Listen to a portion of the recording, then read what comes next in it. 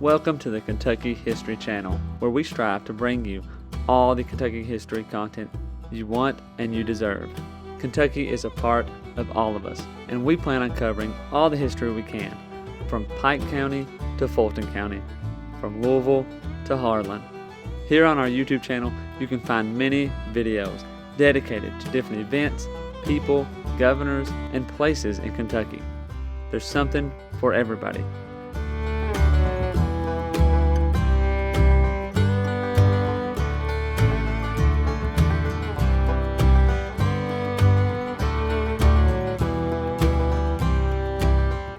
While you're here, if you like the channel, hit the subscribe button and the notification button so you get notified anytime new Kentucky history is available.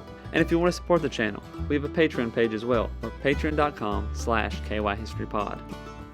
Welcome back to the Kentucky History Podcast. I'm your host, Jameson Cable, and I'm here with a special guest, Mr. C.J. Hunter. He's the director of the Kentucky Gateway Museum Center in Maysville, Kentucky. C.J., how you doing? I'm doing great, Jameson. It's always good to talk about Maysville and our museum, and it was great having you at one of our seminars a couple weeks ago, and we're just delighted to talk about all things Maysville. Yeah, well, it was a great time being there. I was talking to a few people later.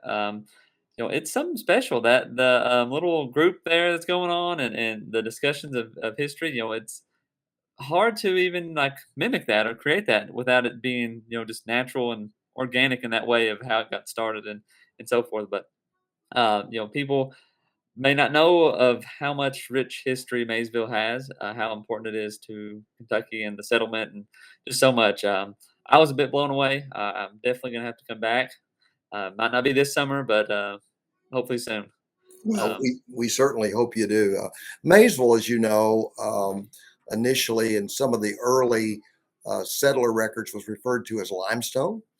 And both names were used interchangeably in the early history. It was actually when the city was officially chartered by both the Virginia legislature and later by the Kentucky legislature. It was Maysville, but the name limestone is in a lot of early records. And I was looking, and we were looking recently, and as late as 1825, you have a lot of court records that even still say the word limestone, even though the name of the city was Maysville. And if you were going west from about 1780 to about the time of the Civil War, if you were going to the Ohio River, you probably stopped in what we know was limestone or Maysville. So the very early history of Maysville is just very, very exciting. You have the Maysville Road, which was the first proposed federal highway project in the United States from Maysville to Lexington to Frankfort. And the primary port for Maysville in the early day, primary port of Kentucky in the early days was Maysville. So a lot of commerce because of the road and because of the river. Mm-hmm, mm-hmm.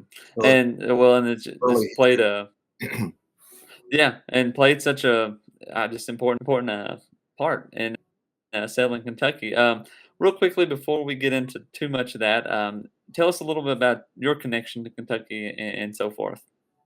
I'm a native Kentuckian. I actually grew up in Mason County and have been a part of this community my entire life. And I'm a retired educator and farmer, and this is my home community. So the museum has just sort of been a natural outgrowth of my interest and my concerns for preserving history. And our museum here has been a part of this community since 1878. And we're the oldest historical association in Kentucky. We're a private institution, and we have several streams of interest. From a personal standpoint, my family has been a part of this community since 1780. Wow. And our family business has been in operation since 1780, Indian Spring Farm. So, this is home. This is deep roots, and which in many ways is not an uncommon thing in Maysville. There's lots of us that have long-standing family traditions here. Mhm. So that's a unique part of our tradition. Yeah, wow. Well, I mean, 1780, I mean, you're knocking on, Simon Kenton's rolling in there. That's all I mean, same time, just about it. It is.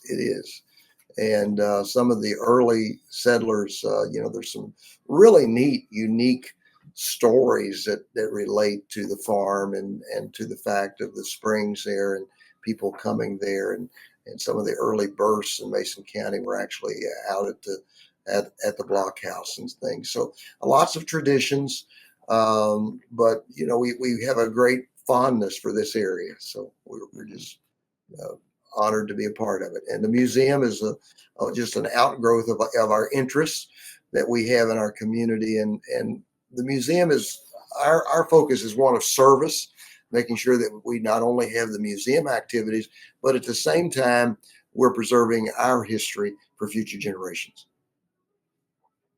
Oh, well, that's what we want, and it goes to show how dedicated Maysville and Mason County is. The fact that it's what did you say, 1876 is when it got Now, started. 1878, we were 1878. established, and Hmm.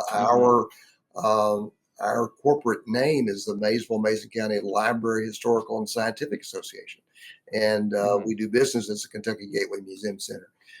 But those early trustees, we established the library in town, and it became the place where the archives of the town were kept. And then the word scientific from that day had the educational mission, and we still have a very, very strong educational outreach. And I believe, Jameson, when you were here, you met the education curator and some of the Hmm. education staff. We do a great deal of outreach to schools and sending materials out to the schools and school groups being in here and training for teachers and educators. So it's always been a part of our museum. We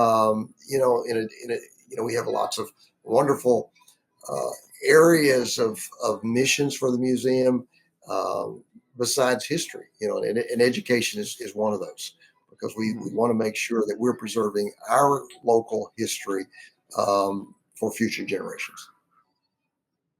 Yeah. Well, that's what those early founders. Do you know, where off the top of your head, like names and stuff of who are the people who started it? The museum Yeah. yes, Yeah. yes. In fact, one of our buildings here is named the Wormall Building. And James Wormall was a hat maker, and his shop was actually on the street in which he lived here in Maysville on Sutton Street. And when he left his estate, which in current dollars is a little under $1 million for the Oh. establishment of the library and the outreach, and became the very beginnings of our museum. Of course, it wasn't $1 million in 1878, but he was a very prominent man. He had several business interests. As I said, he had a hat shop. He dealt in coal, had all sorts of things that he dealt with. And Wow. we have been very, very fortunate over the years to have lots of folks that have contributed to the well-being of this institution. So we have the Wormall building. That building has been completely restored, and it's a beautiful example of the architecture of the day, as it dates from the 1878. And then our newest building was built in uh, 2007, opened in '07, and it is named the Browning Building. And it reflects a tribute to the Browning family. And the Browning family have had a member of their family on our board of trustees since the early 1900s. So for the last 120 plus years, a member of that family has served on our board of trustees. And they have contributed a great deal as a family and as individuals to the well-being of this institution. Our third building is the limestone building, which was erected in 1899, and we were able to acquire that building in 2018 to house our bourbon history exhibits, Mhm. and then also to house on the second floor some gallery spaces and office space and We have some conference rooms that we can use for educational groups and for our board of trustees and so forth. So we're very excited about that. We restored that building in 2018. So it's exciting to see that we're still growing. It's exciting to see that we're providing space. So we have three buildings here on our street in downtown Maysville, and this was in the early days of the limestone Maysville, the early 1800s. Um, Sutton Street was really Market Street, and it opened up to the river. Mm. And this was where the port and all the traders were going. And then, turn of the century, early 1800s, they built a new market house and moved Market Street, and then this became Sutton Street. So this has been the main street in the early days of Maysville, because it was just right up from the river. And Mm. this is where we have the museum today. And so it's great to still be in our downtown. And our downtown has undergone such excitement and revitalization in the last couple of years. We've been able to preserve our architecture, and it's just great. And as a sidebar commercial, we were voted the best small town in the United States by USA Today for this year. So if you haven't been to Maysville and experienced the architecture, the people, the shops, the restaurants, the museum, uh, come and visit us in Maysville. We'd love for you to come by. Well, that I can definitely get behind that because I really enjoyed my visit, and there's so much history. I mean, it baffles me. You know, I've had many podcasts here talking about history or so forth, but Maysville is so rich in history. We are talking about the history of the History Museum, and that just shows you how much im- history has been put or emphasis. And I encourage the rest of the state to get on board and push for your local history to be on display like it is in Maysville. It's very good. I know when I was there, they mentioned that Mason County has the most historical markers in the state, which is a lot to think about. um, Well, and and keeping a track of where they are, we're very fortunate. But on the same time, that same token, that's one of the missions of our museum, is to make sure that not only are we keeping up with that, we have published several books that tell our story of Mason County and of Maysville, and we, we, we, we're trying to preserve that. But one of the interesting things that we did, and we started this in like 2019, maybe. Well, we really started before then, but our newest marker that we dedicated post COVID, that we dedicated, I want to say in 22, deals with our shipbuilding industry that we had in Maysville in the early 1800s. And there's a lot of ocean going vessels that were built here, including a ship called the Maysville.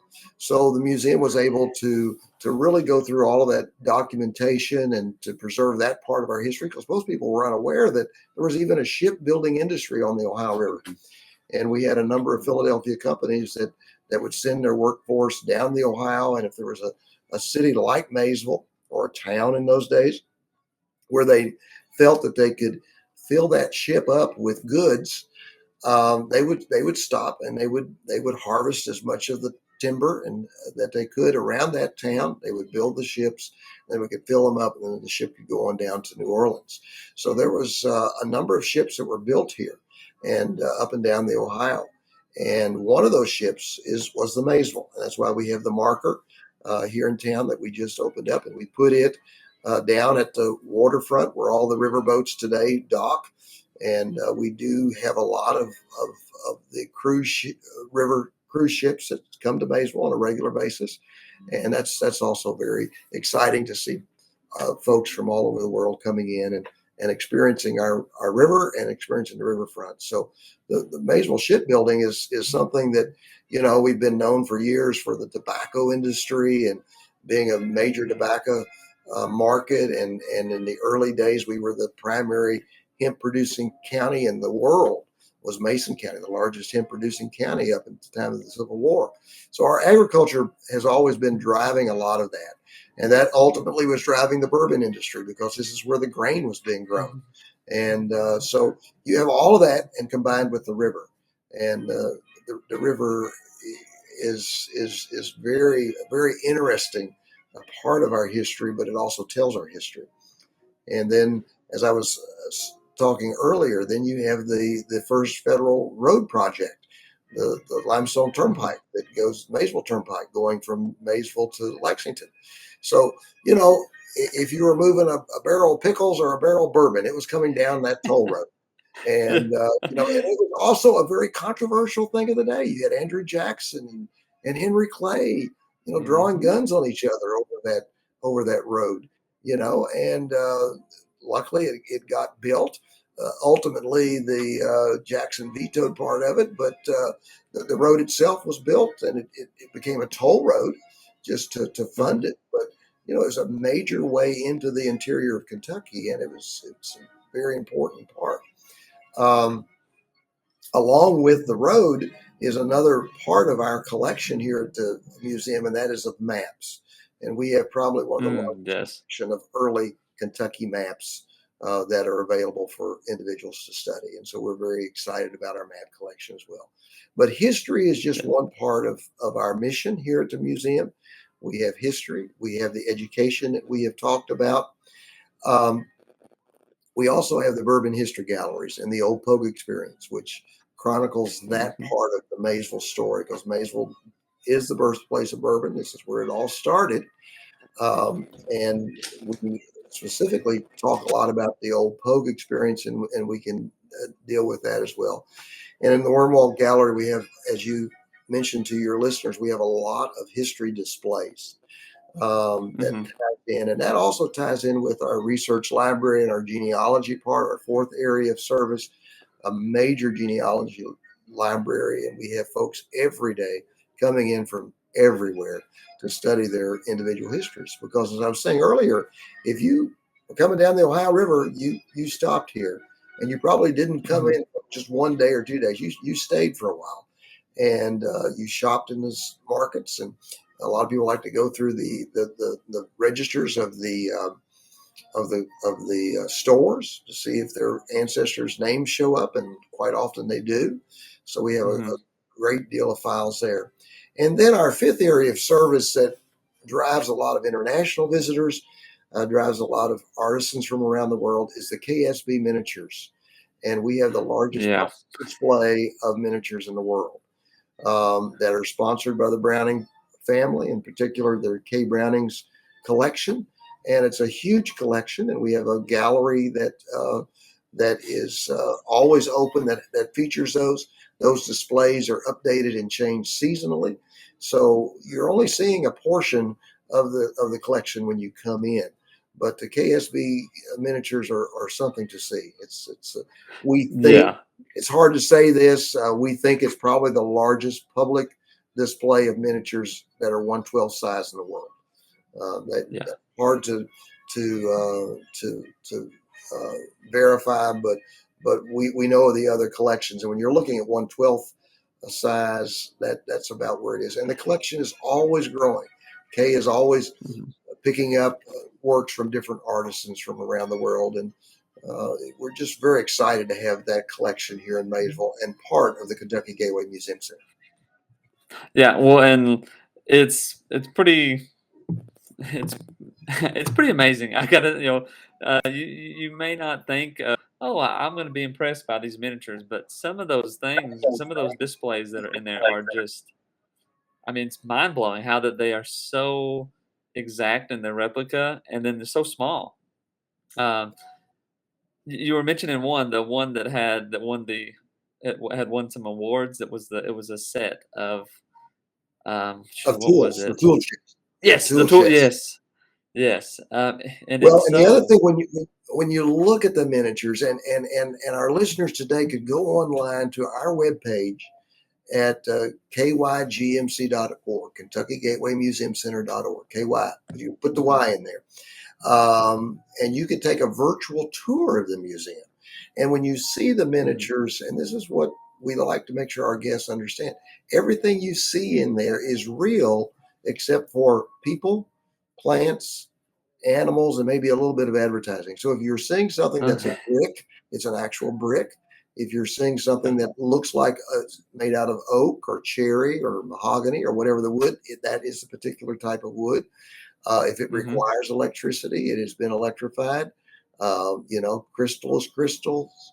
If it looks like Mhm. silver, it's going to be sterling.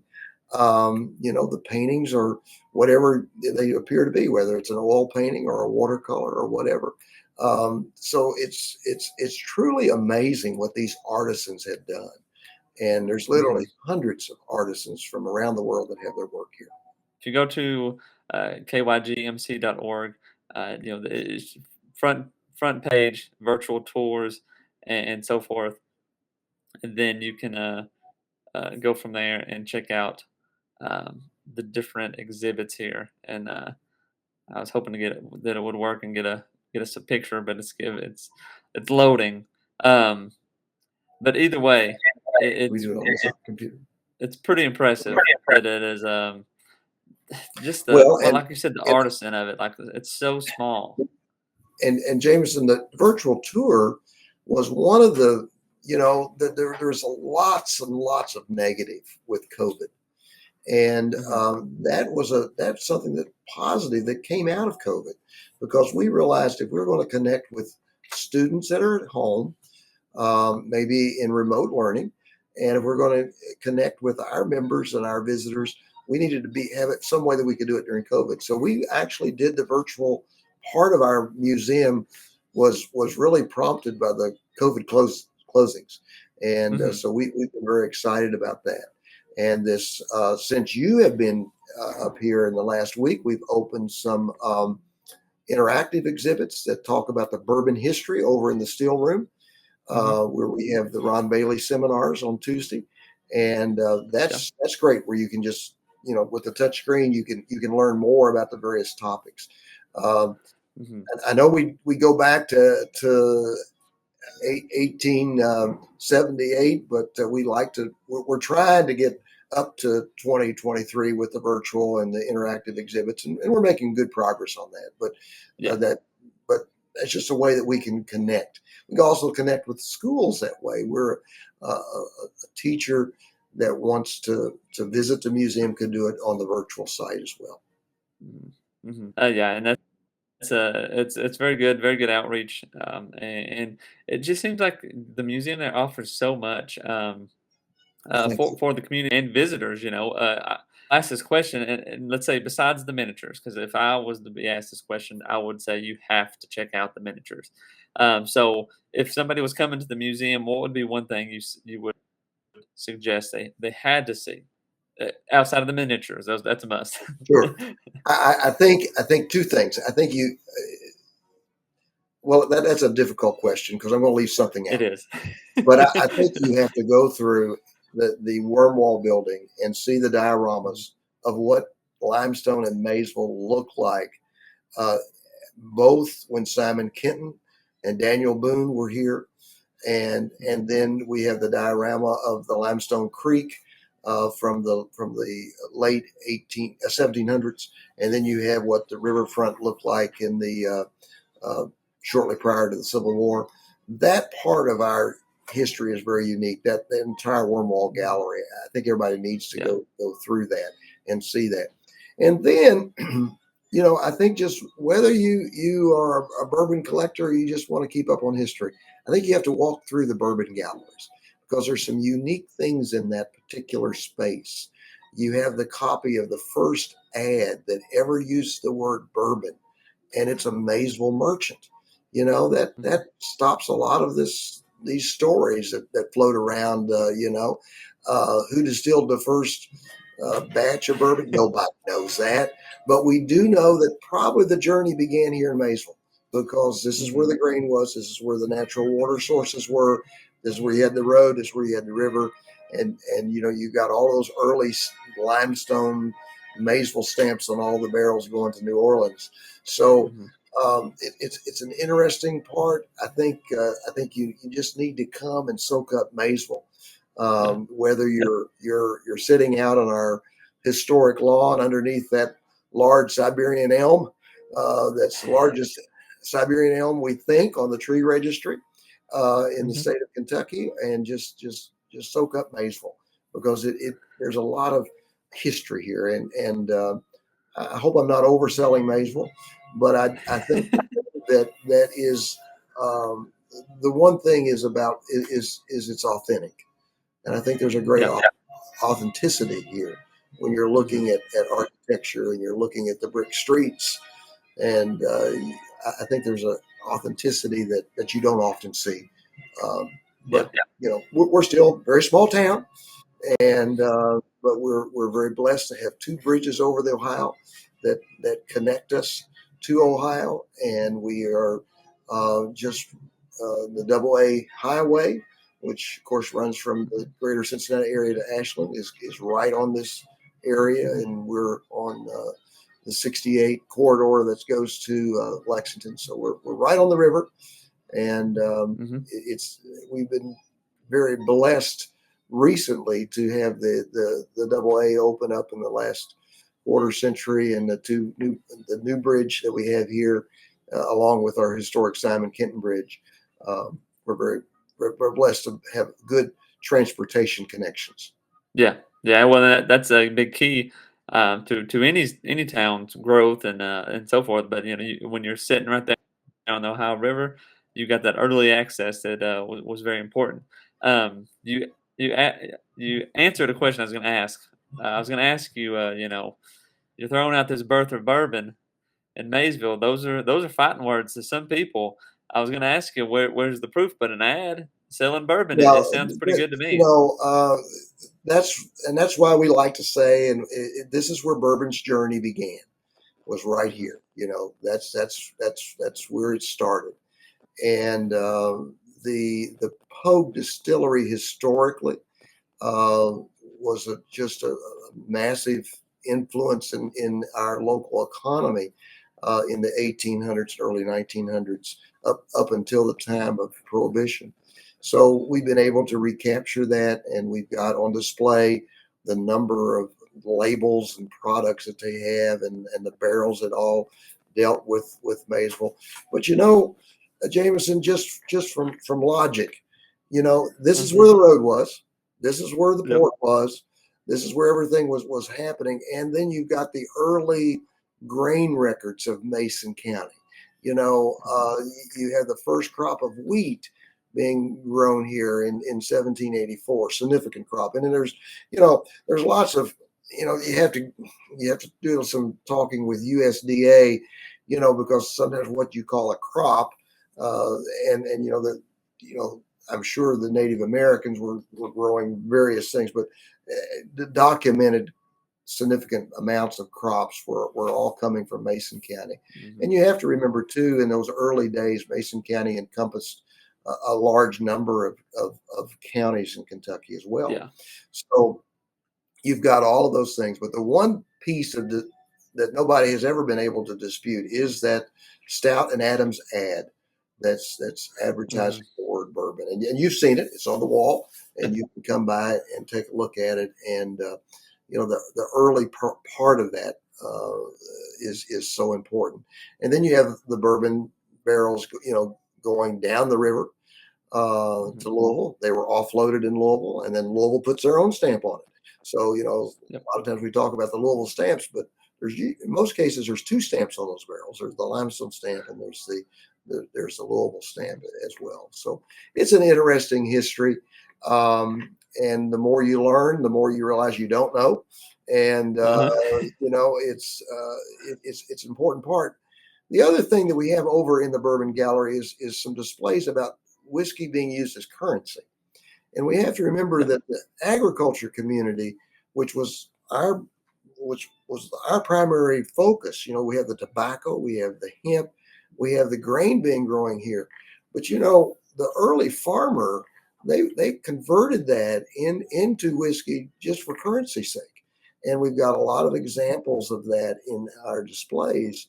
There was no way that the early settlers could keep that much corn, that much wheat, barley, whatever they were growing. There's only so many black snakes you're going to put in that corn crib for the winter.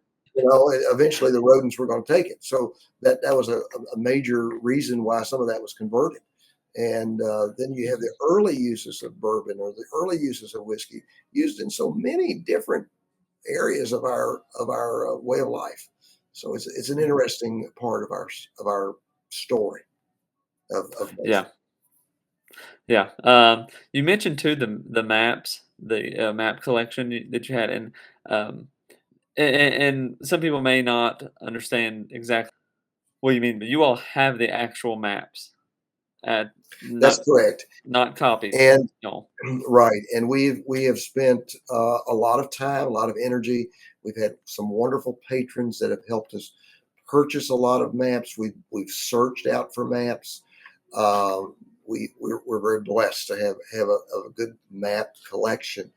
The maps that we have on display um, are generally a copy, and we keep the others in the archives and in secure spaces. We do provide opportunity for cartography classes. We have a number of universities and colleges that come in and study the maps from time to time, and we can make those available upon appointment so people can see those. But even from the standpoint of I think I was able to show you the Collioure maps that we Mhm. have that were done by General Collioure in the early 1800s. That he was mapping the Ohio Valley for the French government before Lewis and Clark even went down the Ohio Valley.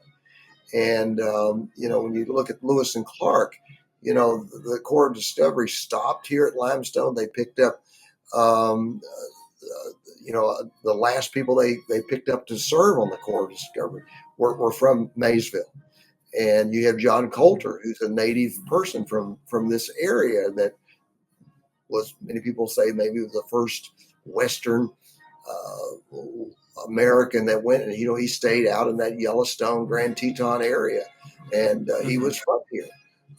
So you've got the whole John Coulter part of that story, but those Collioure maps, it's hard to believe their accuracy that they have, and that was a mission. It was a spy mission that was sponsored by the French government in case they'd ever want to retake the Ohio Valley, which the King of France thought they might want to do.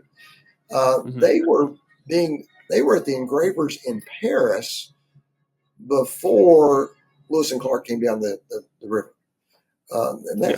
that's almost hard to believe, And so we're very blessed to have these maps, and um, we recently, as in just early in summer, acquired an additional map. So we're trying to continue to grow the map collection, and because it does tell a very unique part of our story. And I think Mhm. I showed you as well some of these early developer maps that were circulated in London, where people were trying to sell property in Mason County of developments that never existed. So nothing Yeah. is new. We've been dealing with developer um, issues and overselling of things from the very beginning, I'm sure. Yeah, how many total maps is there? Jameson, I don't have that number, but of the Well, I, that I means a really lot, don't. right? I would say of the significant maps, um, Uh-huh, somewhere 50 to 75. We probably have about uh-huh. 30 or so that are on display. I don't really know that number without looking in our records, but actual map totals Yeah. would be in the hundreds. Um, Obviously, Wow. some of those aren't available, but the Mhm. more significant maps, I wasn't expecting that question. I need to find out as the director. I Well, haven't well, been. that's okay. That one just kinda popped in my head 'cause I kinda think sometimes, we're so adapt to, Google Maps or whatever, it changes, every 2, 3 months. If a new road comes in, they'll change it within, so much, but, when I'm looking at stuff, I'm like, "Man, why didn't they just make a map every year or so? There's so much stuff that changes," but, like, it's not really that easy of a process back in 200 years I ago. think when you're looking at the maps, the overwhelming um, thought that I get when I look at these early maps is how accurate they are. When you Yeah. and how they were able to do that. The skill of these early map makers is incredible. You look at Yeah. at the rivers and the tributaries and even the creeks, how accurate they were. And also the other thing that I find very interesting is the use of some of the names of communities and valleys and creeks. Some of these names have been here since early Native American days, so that's fascinating.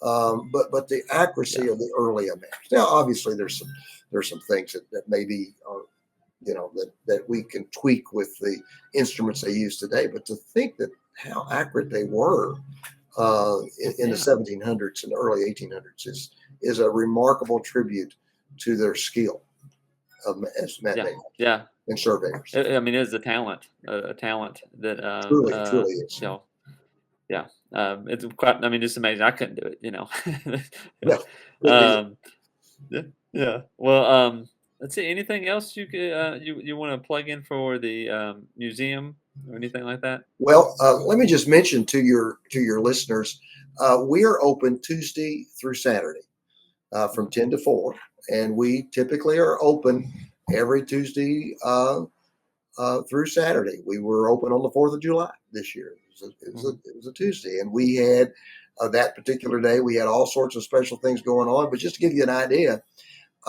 we had nearly 200 people in the museum on 4th of July. Wow, So that's awesome. but we are closed on Sundays and we are closed on Mondays. Um, Mhm. and that's fairly typical. We're closed on Thanksgiving, Christmas, Christmas Eve, Christmas Day, and New Year's. But if it's another day, we're usually open. Now, obviously, if it's a winter day and there's snow, you might want to call. We might be running a delay or something, but we Mhm. didn't have any delays last year. Well, last year was pretty Yeah. mild winter, but if it's a Tuesday through Saturday, we try to be open, and we operate from 10 to 4. And we are a nonprofit museum. We're not tax supported in any way, and so there is an admission charge. It's $2 for students, which is a great deal for Mhm. students, and for adults, the charge is $10, and that's good all day. I mean, and we have a lot of folks that'll come in the morning. Maybe they want to go out to a restaurant and come back in, and so they can go and come during the day. And we have a wonderful membership program that starts at $30 annually. So, if there's a researcher that's going to be coming in multiple times during the year, or even if you're coming in multiple times, we encourage people to become a member, and it's always free if you're a member. So, we try to Yeah. make the museum as accessible as we possibly can. And at the Mhm. same time, we want to make sure we're going to be here and pay the light bill. So, Yeah. that's an important part of who we are, and we've been very blessed by wonderful patrons and people that contribute to the well-being of our institution. And then just nearly all of our collections are coming from collectors. We try to collect all things Buffalo Trace, which is our regional service areas, what we refer to it, of the 5 counties in Kentucky and 2 in Southern Ohio. And so, Mhm. if we're dealing with furniture or craftsmanship or artwork, we try to make sure that it's a piece of art from this particular area, Yeah. or Yeah. a piece of furniture from this area. So Mhm. we welcome folks to come by and be a part of the museum. We're also a member of NARM, which is the North American Reciprocal Museum Association. So if they're a NARM member, we treat that as if they're a regular member as well. So those people that are Okay. NARM That's members, good. they're free to come in the museum. So love to have. And also on social media, I believe Oh, as yes. well. Follow us on Facebook, Instagram, um, but Mhm. check the webpage. We have wonderful folks that keep up with the webpage on a daily Yeah. basis, and there's a calendar on there. And we also the KSB Miniatures and K Savage Browning has a separate web page in addition to what we have on our page. So you can go to our Mhm. GMC webpage, and you can hit the link for the KSB miniatures, and you can see that as well. And you can. There's also numerous tourism links for Maysville. And if I could take just a moment, um, currently the Washington Historic District is part of Maysville, and Washington Yeah. was a separate entity for a couple hundred years, and that was at the top of the hill, as we like to refer to the top of the Maysville Hill, which that's where all of the farms were. That was the early county seat of Mason County. That was where that post office served a present all of the Northwest Territories at one time of the United States. Yeah. 9 current states. So you've got a significant early post office there.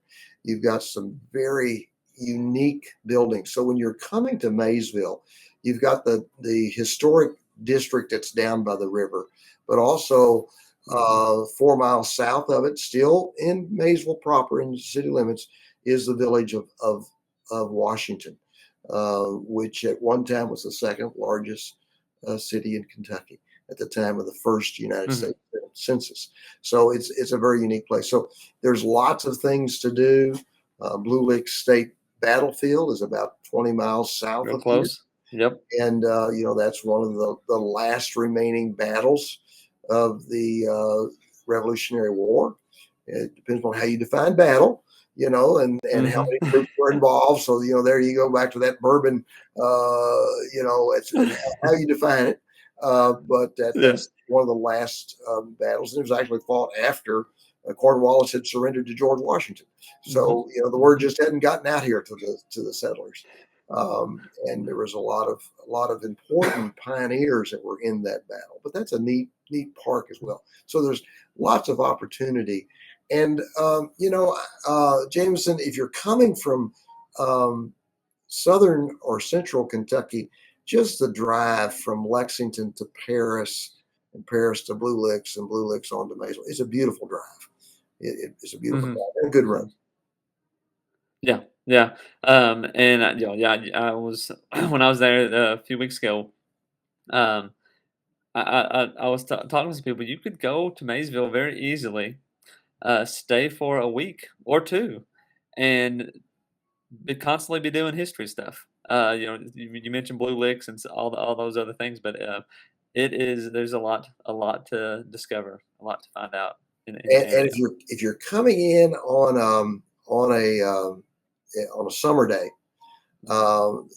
and we have any number of the steam riverboats, cruise ships that will come to town.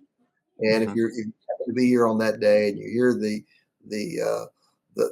music from the ships playing, and you just feel like that you are living in the 1800s, tunes coming off the riverboats, and it's a fun time. So we would welcome you. Feel free to use our webpage, and again, that's kygmc.org. And Maysville Tourism has any number of pages, and you can just type in Maysville Tourism, and there's connect on the restaurants and the hotels, and Well, they're well. And there's historic homes for staying too. If you That like to. has gotten to be a really big thing. The number of Airbnbs that are in town right now. A lot of them, and some of them are just fabulous homes to stay in. Yep. Well, anything else? Well, we would just welcome you to Maysville, and I want to thank you for coming up and being a part of the seminar. And I didn't mention that we have a seminar that's every Tuesday afternoon, and we have it over in the still room, over in the old Pogue Experience and Limestone Building, where people can just come in, talk about history, talk about sports, and that is coordinated and led by one of our trustees of the museum, Ron Bailey. And Ron does a great job of that. He has a huge following on Facebook and social media, and he talks about, we call it All Things Basel. So we never know if there's going to be 15 people or 40 people, but it's fun to come in and just chat. We appreciate you coming in. Hmm. We're going to have on the last Tuesday of July, and that's going. Let me just check this. July 25th. We're going to have Ashley Ford at that seminar. And then we're going to open up Okay. 2 new galleries in the Limestone Building, showcasing the Ford ship collection, which is absolutely fabulous. We have about 50 model ships that are part of our collection, and we will be opening that up on July 25th. So that's a July date. And if you're watching this podcast after that July date, come in and the ships will be out and you can see them throughout our museum. Hmm. Yeah. Wow. And it is the what Ron has going on there is very unique and really a great time. I've done many different historical experiences around Kentucky, and that one is one of the top ones. It was a lot of fun, Thank a you.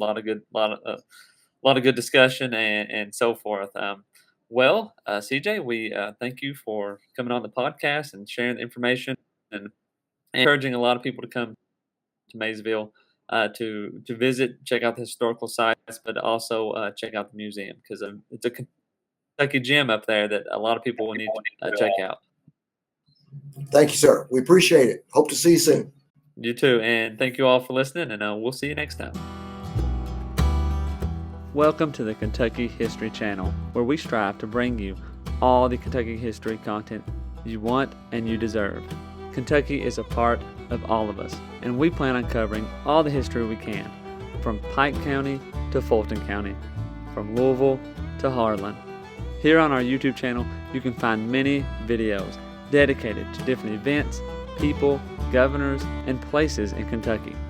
There's something for everybody.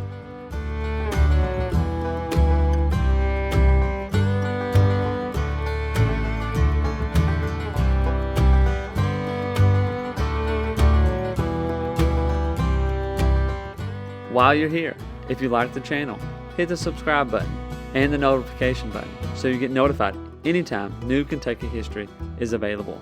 And if you want to support the channel, we have a Patreon page as well, or patreon.com/kyhistorypod. You've probably heard about Daniel Boone, but what about the rest of the frontiersmen who came to Kentucky and settled? That's what we want to bring to the Kentucky History Channel. The stories of the untold, the stories of those forgotten. One thing to expect on our channel is great Kentucky content. Some stories that you've never heard of. The Night Riders, who began in western Kentucky.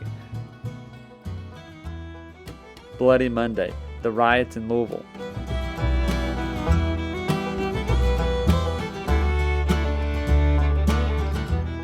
The assassination of Governor Goebel, the only governor ever assassinated in the United States. Stories from all over Kentucky, stories that are unforgettable once you've heard them. You can find out who counties in Kentucky are named after and how your county got started. From beginning to end, we plan to document every county in Kentucky, all 120. Reach out to us on all of our social media platforms. Twitter, Facebook, and Instagram. And also leave a comment on one of our YouTube videos. You can also check out our podcast episodes. You can subscribe to our podcast on Apple Podcasts, Spotify, iHeartRadio, and many more.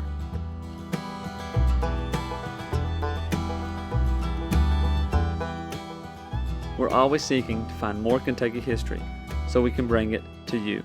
The viewers, the listeners, we want all the stories and all the events from Kentucky's great history to be told and shared everywhere.